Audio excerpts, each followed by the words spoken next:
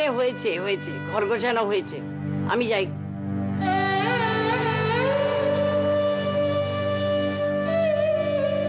শোন,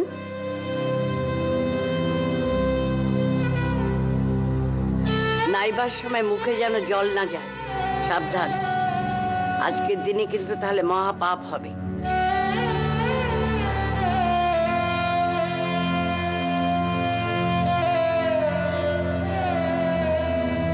আর তোর বড় পিসি এসেছে দেখলাম।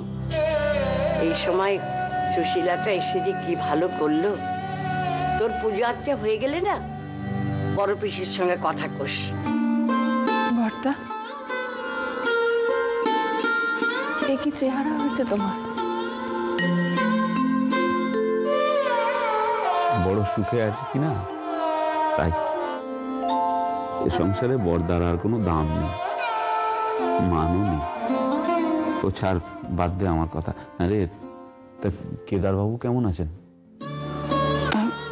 এখন একটু ভালো আছেন। ডাক্তারবাবু হাঁটাচলা করতে বলেছেন। উনি তো বলছিলেন তোমাদের এত বড় কাণ্ড ঘটে গেল,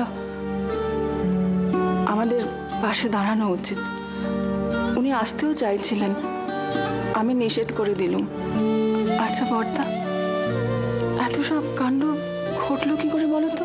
মানে তোমরা কি কোনো খবর আগে থাকতে পাওনি? তারা ছেলের কাল রোগ লুকিয়ে বেরিয়েছিল।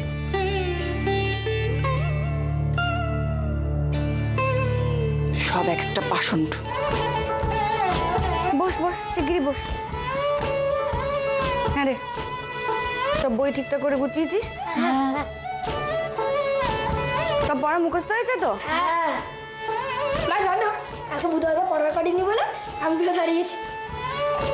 মোটাই না, আমি দেখেছি, আমিও দেখেছি। ঠিক আছে ঠিক আছে, খেতে খেতে অত কথা বলতে হবে না। নে তাড়াতাড়ি খা। ভেতরে আসবে না, ওখানে দাঁড়িয়ে সব কথা সারবে। আচ্ছা মেয়ে দেবো, আমার উপর রাগ করছিস কেন? আমি কি করব? তোর বর ঠাকুর জামাই যা একটা কাণ্ড বাঁধালো, তার কথা আমি আর মোটে শুনতে চাই না।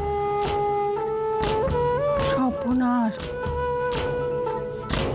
মানুষটা খানিক সুস্থ হয়েছে, এ কথা শুনলে আবার তো বিছানা নেবে। হ্যাঁ গো, তিনি এখন ভালো আছেন তো? আছে রে, আজকেই বর্দার কাছে আসবার জন্য তৈরি হচ্ছিলেন, আমি মানা করলুম। তুমি তাকে বলো তাড়াতাড়ি সুস্থ হয়ে আসতে। বর ঠাকুরজি, তুমি খানিক বসো, আমি চানটা সেরে আসি। কেমন? আজ দুপুরে অনেক গপ্প করব। হ্যাঁ রে মেজবু, শুধু ভানু কানু স্কুলে গেল?